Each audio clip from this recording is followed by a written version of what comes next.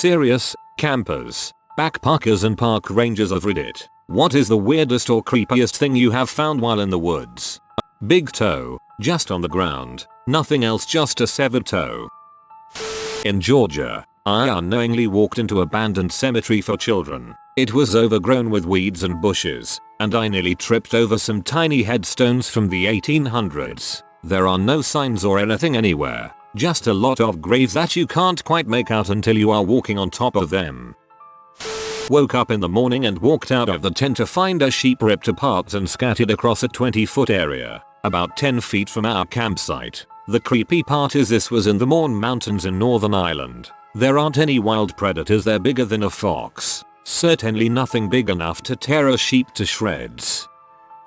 The sound of wolves, mountain lions in the middle of nowhere is absolutely haunting. Sounds like a banshee. I've been stalked by mountain lions just outside the light of the fire on an Indian reservation. Really chilling knowing something's there watching you. A dude walked and rummaged through our campsite once. We just waited him out in our tent. He left eventually. Didn't steal anything that we could see.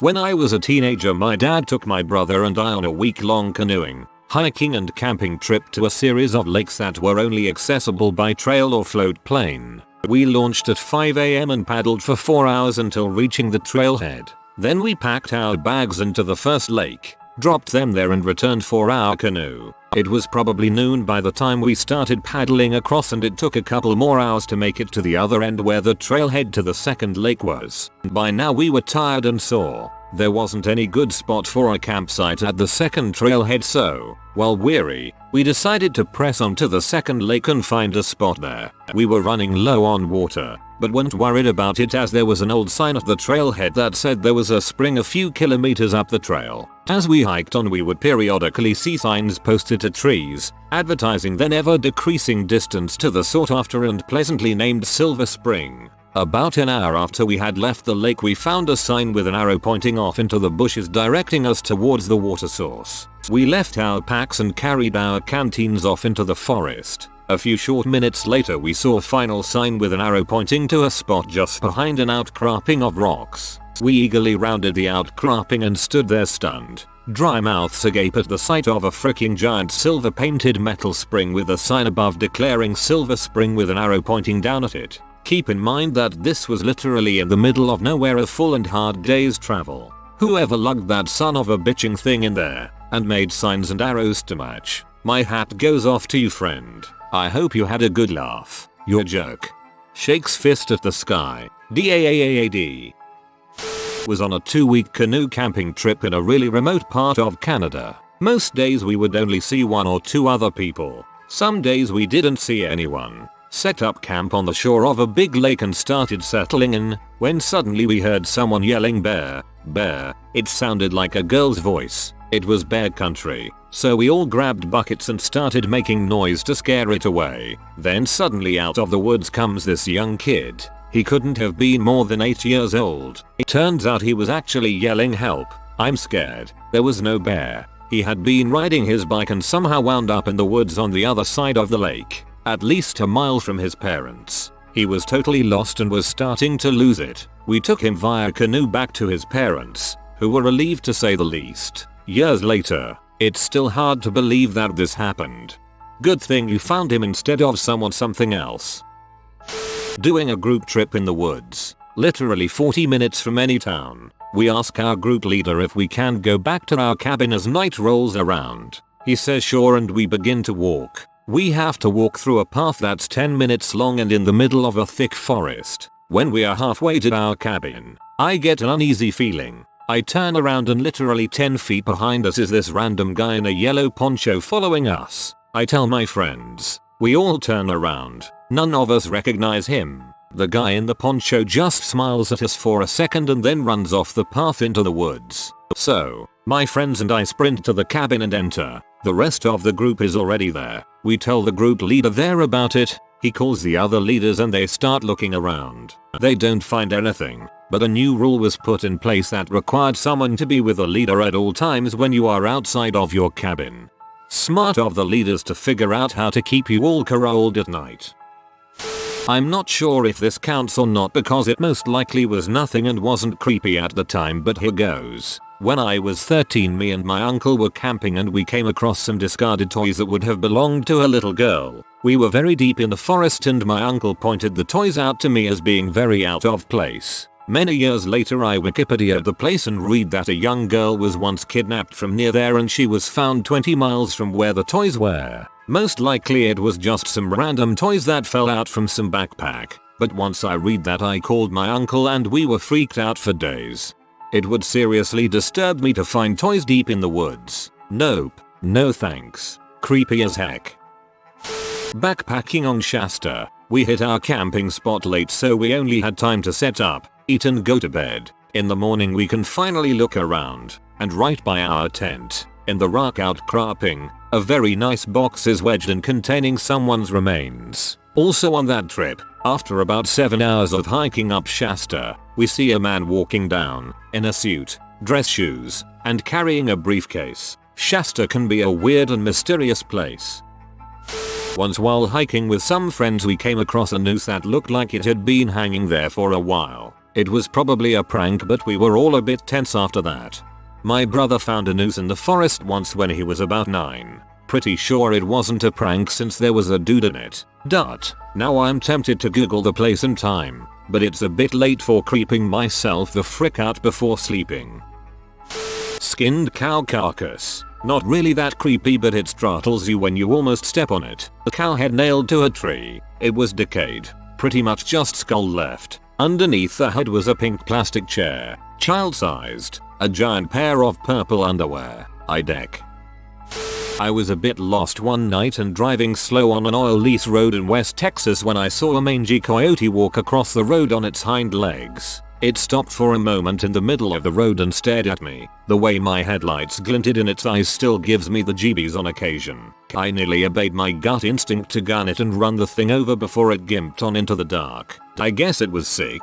High fever causing it to act freaky as frick. IDK.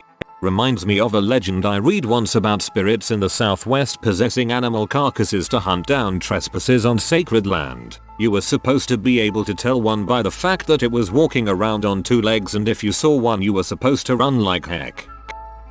Hey, I am a biologist, although I used to be an archaeologist. For the past few years, I have spent a considerable amount of time living in really remote areas ranging from a good chunk of the US Montana all the way down to New Mexico as well as from Maine to NJ, Europe, and primarily Africa. I absolutely love these kinds of posts, although there are a few things that have made me scratch my head and or feel a bit uncomfortable. This is despite the fact that my old career used to involve excavating and surveying historic and prehistoric things and my new one involves looking for leopard kills, not dead leopards, but their prey. 1. A bag full of Super Nintendo cartridges. 2. A bag full of blurry photos of people. Apparently, people have stumbled upon this before. 3. Random plane parts, including a wing. 4. A human tooth. 5. Numerous old cemeteries. 6. Numerous old abandoned shacks that are truly in the middle of nowhere. 7. An old M-Lab, apparently. 8. And for me, the weirdest, was an old Volkswagen van in the middle of the desert that had bones, animal remains, and old Playboy magazines in it. Once I was on a high school trip in the Netherlands, and after we did some activities during the day, we ended the day by playing a game of Live Stratego in the woods next to the farm where we slept. For the people that don't know what Live Stratego is, it's a live version of a board game, where soldiers attack each other without knowing what rank, which determines who'll win, the other has, and by memory try to remember who's got which rank. In the live variation you had to tag and ask people what rank they were to battle, and flee or chase the other if you knew his rank would win or lose from you. So after about an hour of playing this game, at night, in near darkness I was chased by another guy, but managed to lose him. Then I proceeded to walk into a random direction till I reached the edge of the forest. At the edge were a couple of trees where 3 people were crouching down, staring into one direction. As I wasn't wearing glasses, and I have -3, I couldn't see that they weren't children, but men from around 25-30 years old, When I crouched next to them and asked one of them what rank he was, he angrily hissed at me to go away and leave quickly. I don't know what the heck these guys were doing there, but I ran away as fast as I could. I'm enjoying the image of a group of people disposing of a body and a kid randomly coming in and asking what rank they are.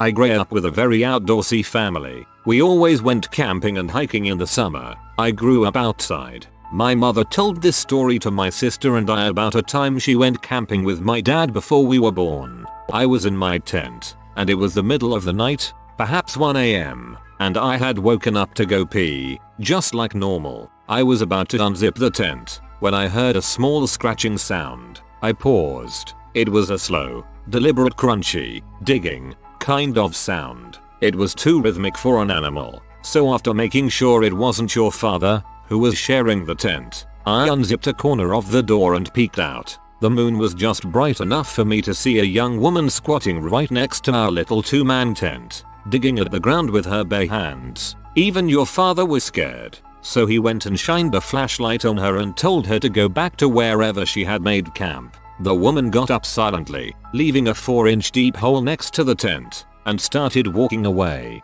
I went outside, went pee, and got back into my sleeping bag. A few minutes later, I was awoken again by a clattering sound of a person or animal walking around where we had put our stuff. I looked outside again, and the woman was crouched low, walking around our stuff and looking at things the way a monkey might. Your father stepped out of the tent, shined the flashlight on her again, and she faced him. He asked her to kindly leave their stuff alone, but she just stood there, dirty and neglected looking, but clearly not malnourished, staring at his light. He gave up and went back into our tent. Soon, we heard her digging again at a little hole, which was literally 6 inches and 2 pieces of thin nylon away from my head. I shouted for her to go away, and she ran away in an animalistic kind of way, and never returned. I fell back asleep, and in the morning, our stuff was scattered, but nothing was stolen. The end.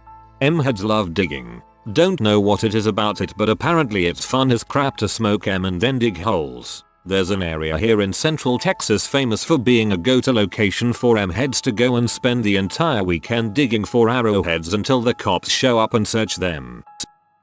Not creepy, just unusual and weird. I was hiking with my dad in the mountainous area between Germany and Czech Republic one day a couple years ago, and we were on the highest point of our trek, on a small trail with an overhang nearby on the left side, but both sides of the trail were surrounded by small shrubbery. We were walking in silence and I look up and farther down the trail is an animal that quickly dashed to the side as I looked up. This sounds weird, but the animal was white, with a huge, long tail and the body of a large fox. It looked exactly like the Pokemon Ninetales, just white as snow.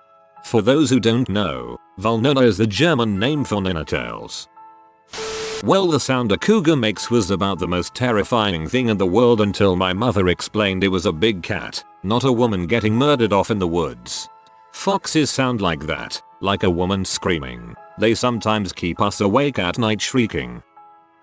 Hiking in the Wichita Mountains NWA 9 years ago in the winter, found a teenage kid who had shot himself through the right eye with a .32 caliber handgun at the base of a fire tower. So, I have that image in my memory for the rest of my life. For about an hour, was a suspect in a murder investigation until the county sheriffs could properly ascertain a cause of death.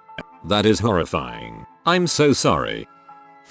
Camping in Australia, the middle of nowhere up past Wiluna in Western Australia. It's just you, your fellow campmates and KMS of empty bushland. Oh, and sheep and kangaroos and flies. Oh god, the flies. We camped at the base of a small range of hills. Spent the evening climbing up, down and all over them with our friends' kids. Lots exploring to do. Mate tells me he feels like we're being watched. My response was, yeah right, who would be this far out? During the night we hear scratching on the tent and knocking on the caravan walls. Then the sound of something jiggling the handle to each door on the caravan and thumping around the cars as well. By now the entire camp is awake and freaking out, but no one was brave enough to get out of their tents or the caravan. We could also hear loud footsteps and huffing and puffing. Get up the next morning and there is a huge freaking bull in the middle of our camp using pretty much anything it can to scratch itself on. Few trees equal no real areas to scratch himself, obviously. So we chased off the bull off and then discover the huge freaking footprints, human shaped, going around our camp. I've got size 9 ladies and these things were massive. Everyone sort of looked at each other, packed up as fast as we can and hoped the heck out of there. Had been out stargazing and was sleeping out in a park near town. No tent, just a sleeping bag and pad. This was a fairly popular area for joggers, walkers, etc. I had found a nice spot in a field few hundred meters from the top, obscured by tall grass and brush but with a nice view of the valley below and mountains in the distance. It was very nice. Saw some shooting stars, heard coyotes singing in the distance, and slept very well since it was a warm summer night. In the morning, at the crack of dawn, I was woken up by one of the strangest performances I've ever witnessed. Above me on the hill I could hear some kind of chanting. Due to my concealed location, I couldn't actually see what was going on, and I wasn't keen on moving to a better vantage point lest I be seen by the group. A man's loud and deep voice was half chanting, half shouting in a language I couldn't identify. It sounded like a Latin-derived language, and was definitely not Spanish, although he kept repeating a word which sounded similar to Diablo Spanish for the devil. There were other voices too, but he was clearly leading whatever was happening up there. Eventually he finished his chant shout. There were some cheers and whoops, and then the entire group silently departed. After waiting a while to make sure it was clear, I went up to where the sound had come from. There was no physical evidence of whatever had happened. I asked everybody I knew in town if they had any idea what it might have possibly been, and nobody had heard anything like it. To this day, one of my greatest regrets is not peeking out of my hiding spot to see what the heck was going on. Probably your local coven holding holiday worship. Nothing too sinister. Was backpacking with a group of people on a short weekend backpacking trip. Found a foam head with the mouth carved out, almost as if it had been used for unspeakable things. The worst part was that younger members of our group insisted on keeping it and using it as a mascot for when we went to Philmont, a scout camp in New Mexico. It was gross. I was geocaching once and as I was just wandering through the woods I came across a small patch of trees that had Mr. Potato Head faces nailed to them. I was 15 kims from civilization, and nowhere near a trail, as the cache was deep in the woods. I contacted the cache owner and he swore they weren't there when he put the cache together and it was his private land so nobody should have put it there. The other instance of weird was when I was hitchhiking and decided to set up camp off in the woods not far from the highway. Had a fire, ate and set up my little tent. Fell asleep without a problem. Woke up in the middle of the night to some heavy breathing outside my tent. I listened for a bit scared shitless and then some movement and the sound was gone. Woke up the next morning and there was photo of a family stuck with a nail to a tree right beside my tent, and fresh footprints in the dirt. Being the idiot that I am, I followed the path of the footprints a km or so back into the woods, where it ended at a road. Across the street was an abandoned house and while checking out the house for anything useful I found several other photos of the people from the photo, individual headshots, and notes apologizing for not protecting them, or not being there for them. I got a feeling like I wasn't alone and decided to make an exit, and as I came out of the house there was a pickup truck in the road watching me leave. He offered me a ride back to the highway, and some food drink and told me all about the family that lived there and how they all died. I never visited the area again. It was near the border of Montana, Alberta and I have since moved far away. This is actually kind of sweet in the worst way possible. Some dude probably felt that those people deserved to be remembered. Of course, the decision to perform this requiem by terrorizing random campers is questionable, but still sort of sweet. A dog's skin removed completely intact. Large chains with plates for bolting them to the ground attached to the paws. On the other side of the path all of the dog's organs were nearly arranged in a stack. No bones, no blood. I walked by it nearly every day until it rotted away to something indistinguishable from other desert detritus, except the chains. Years later, no one ever disturbed it. Maggots never ate it. I made up all kinds of stories for it in my head, but I'll never know anything except that dog died hard.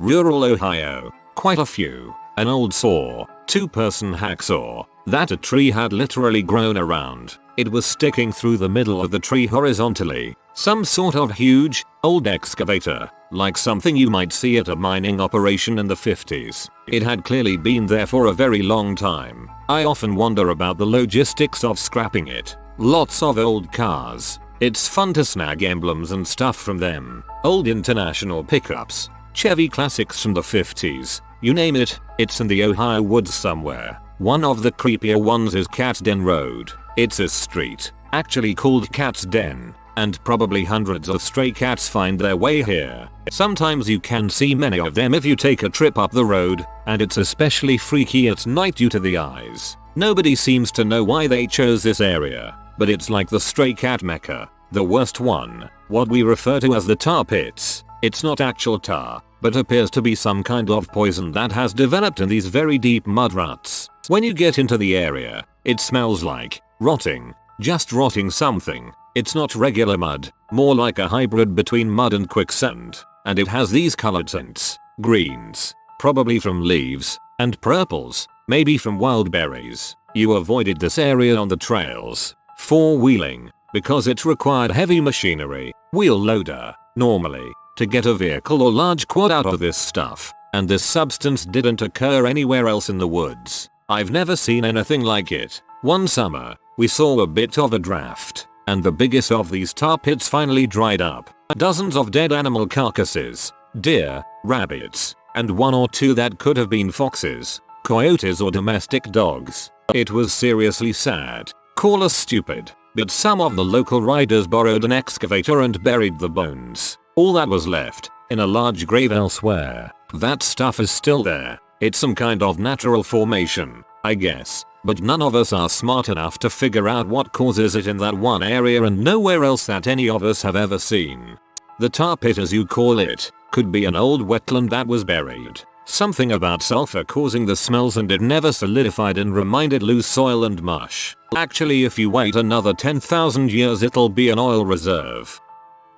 I am neither of the things in the title. However, I was in a Firewise program with the county. We'd clear roughly 200 square feet around somebody's house. Anyway, we were clearing brush around an elderly man's home, and he suggested over and over that this one area was of no threat and to just skip it. Well, we can't just skip it. That'd leave a weak spot, so we had no choice. After getting almost all of it clear, there was a bit of ladder fuel in one area. We used a bladed weed eater to do this kind of thing. After getting almost the entire 10-15 square featuring patch cleared, I could not knock down this one patch to ground level. Dented my blades and I was confused. Realized it was hitting a metal bar. So I dug around and realized it was a refrigerator buried so deep only the door handles stuck out after I knocked off the dirt. After finding this, I alerted my co-worker friend. BTW, we never found anything like this. Usually it's just trees, bushes, shrubs, etc. So he comes up, and we play the no you open it game. After about 5 minutes, curiosity gets the best of me and I open it, but it's jammed. So I start reaming on it and he helps me, and it kind of screeches a little bit. It smelled like nothing I've ever encountered. The most horrid stench. We back up like 30 feet and it doesn't help.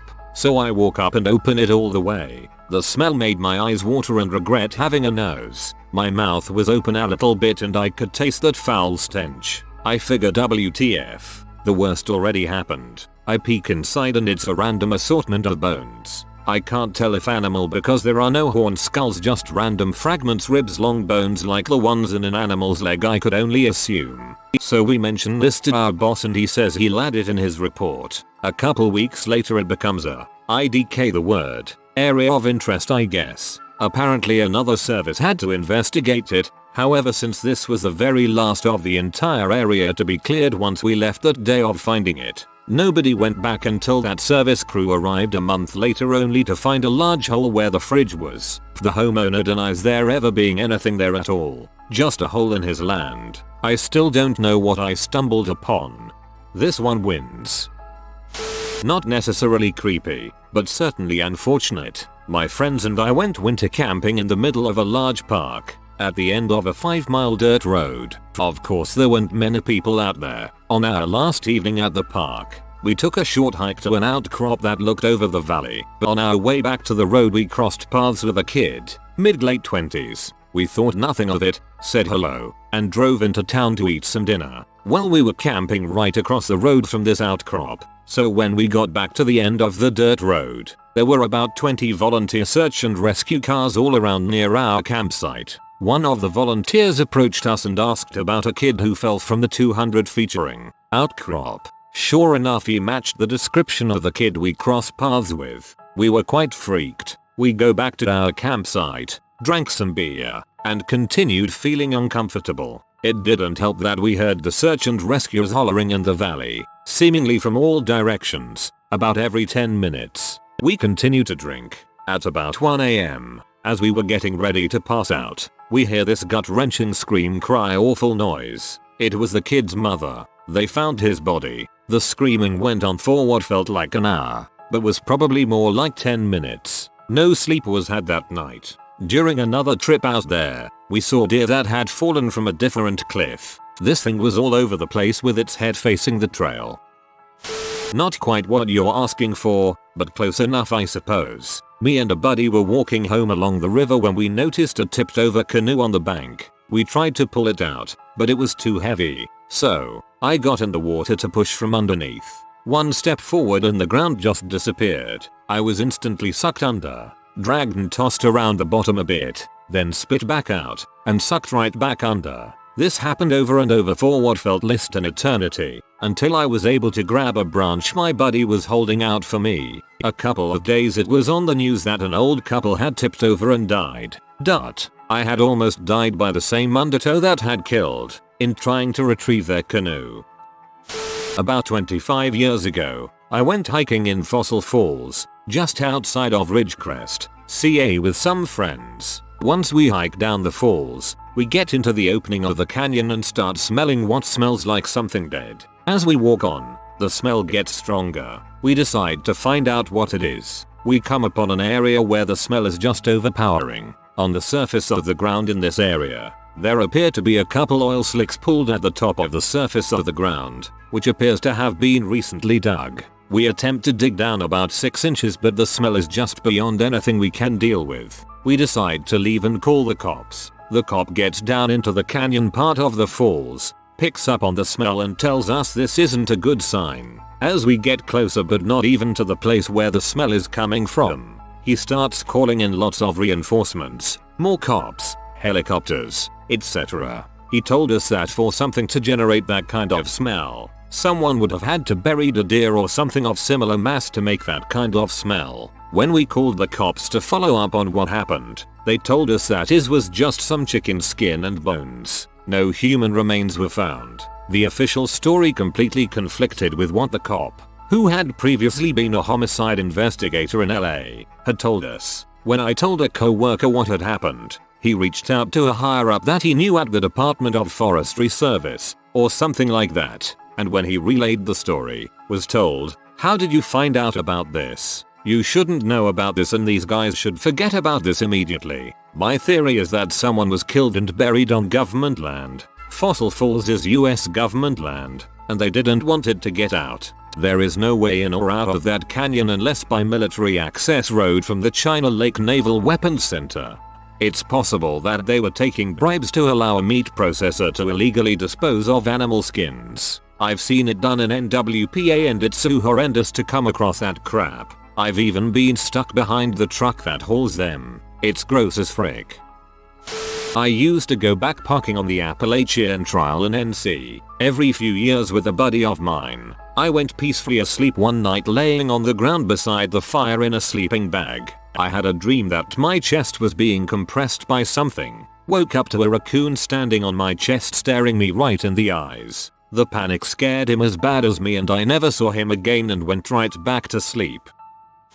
Backpacking in the Bearta Wilderness in early 2000s with a good friend of mine. 3 days into the hike we had only seen one other couple. On the third night, at about 4 AM we were awoken in our tent to what sounded like screams in the forest. Big guttural screams. Obviously we were freaked out sitting in the tent not knowing what was out there. We started hearing what sounded like hail for about 15 minutes, followed by heavy footsteps near our camp. My friend and I started yelling and making tons of noise, a trick to fend off bears. and the commotion outside the tent slowly came to a halt. In the morning, after not sleeping at all, we unzipped the tent to the creepiest scene. All around the tent were pebbles. The hail. Literally thousands of little pebbles that were not there the evening before. Surrounding the tent in a near perfect circle were 20 or so 150-300 pounds boulders. My friend and I noped out of there, making a 3-day hike into a one. Practically running the entire way to the car.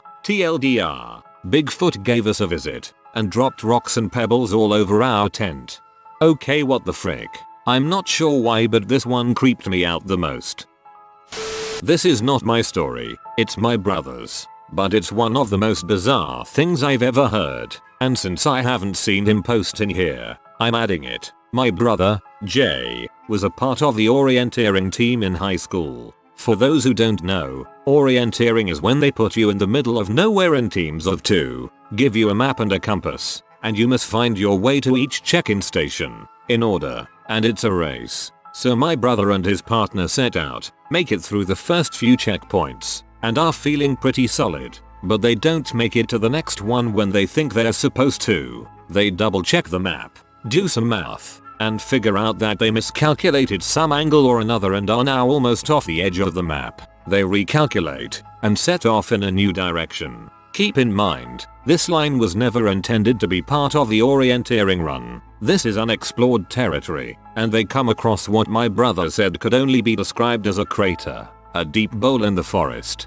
devoid of trees. At the center of it was an ambulance. They are in the woods, miles upon miles from any roads, and there is an ambulance that looks like it's decades old sitting in a crater. So being teenage boys, they go to investigate it. Frick the race. My brother said that the forest was well on its way to reclaiming the vehicle, that it was rusted and covered in plant life. It looked out of date, like it came from the 40s or some bygone era. In the back, the gunny was still there, but bent in the middle, like something had smashed it. There were brown smears on the walls. That could have been rust, or dirt, or crap, or old blood. They both got a horrible feeling from the place and took off out of there. My brother thinks he could probably find it again, but flat out refuses to.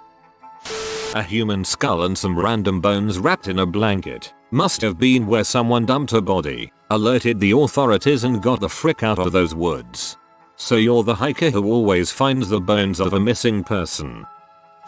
I was trekking deep woods behind my in-laws' place one spring with my wife. We came across a small, seemingly abandoned cabin surrounded by a 3-foot-high barbed wire fence. There were axes, picks, and shovels inside the fence, knives and shitloads of camo inside the cabin. The next month or so after, we noticed people in our area started reporting garages and sheds being broken into and tools going missing. They found the mofo who was doing the B&Es. He escaped from a mental institution and said he was living in an abandoned cabin preparing for God knows what. I was freaking rooting around in this crazy man's cabin probably while he was watching my wife and I.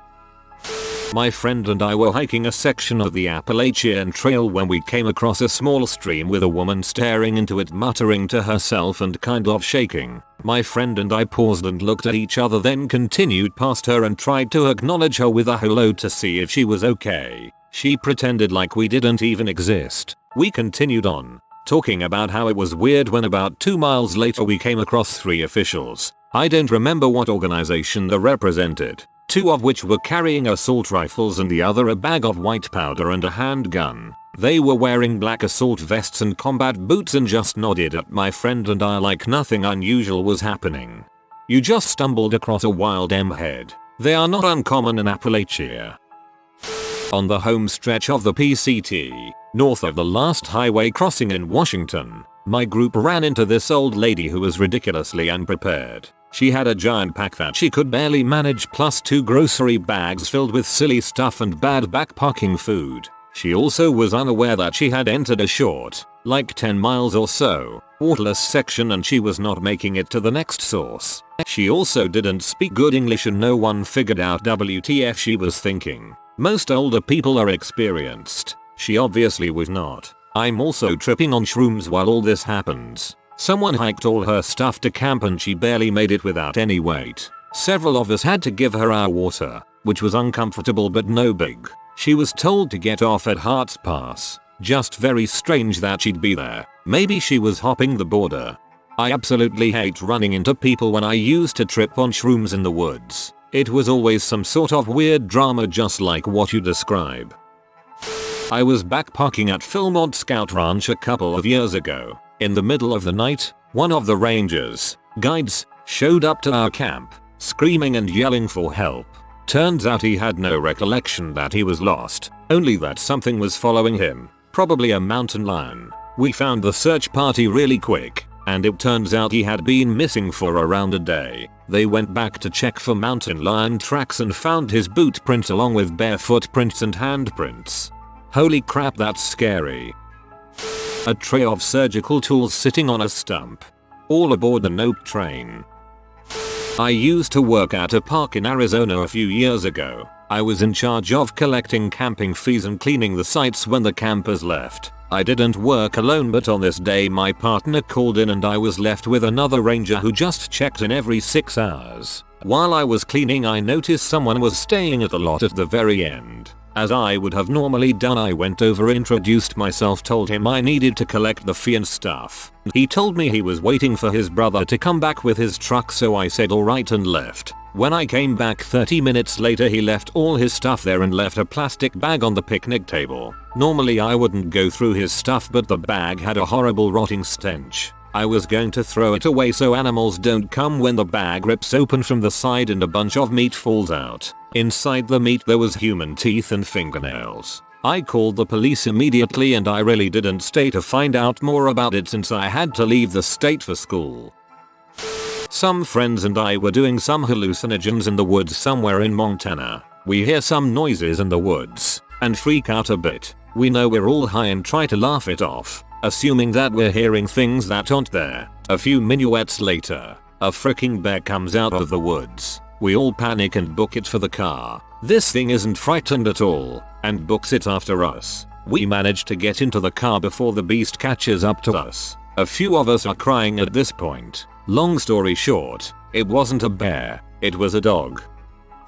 One time I was at a field trip with my class, and one of the girls went to pee a bit far from the trail. In a small tree she found a dead man hanged from his neck, his legs cut, his face masked with a sack, and his intestines spread throughout the nearby area. It was about 2 weeks old. Police was called and a few of the students contributed to the investigation. I was up in the Blue Ridge Mountains doing some fall colors viewing a couple of years ago. Pulled over to the side of the road to answer the call of nature beside some big rocks with an obvious path going around behind them. I went around the rock and found what appeared to be a hobo camp or something. There was an open space with a fire pit made of flat stones in the middle and sections of logs to sit on all around it. It was full of trash, like empty beanie weenie cans and empty chips bags. And there were the little piles of toilet paper further back down the trail that many hikers and campers are familiar with. The creepy thing was the partial skeleton of something that, from its position, looked like it had been in the fire. There was most of a spine, most of a rib cage, and a skull. It looked like a dog to me, but I am by no means an expert. I had only noticed the skeleton after I had went about my business. I walked over and leaned over it to get a better look, and felt heat still coming off of the remains of a fire. That freaked me out, and I got the feeling I was being watched, and so I vamoosed.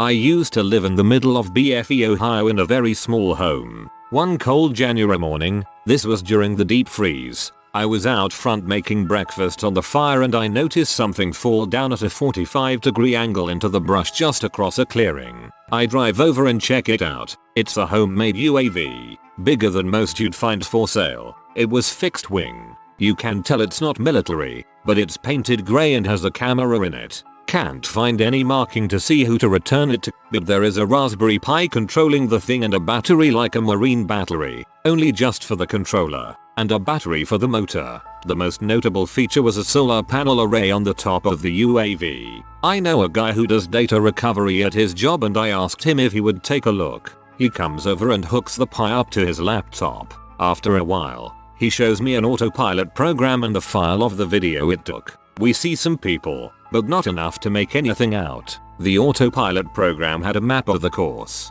beginning in Western Virginia near Harrisonburg, and the end was somewhere in Illinois, literally an empty field near a town called Rantoul. So I call JMU's engineering school and ask if they sent it out. No dice. They say that no one was working on drones. I drop it off at the police station in town, explain what happened and leave it at that.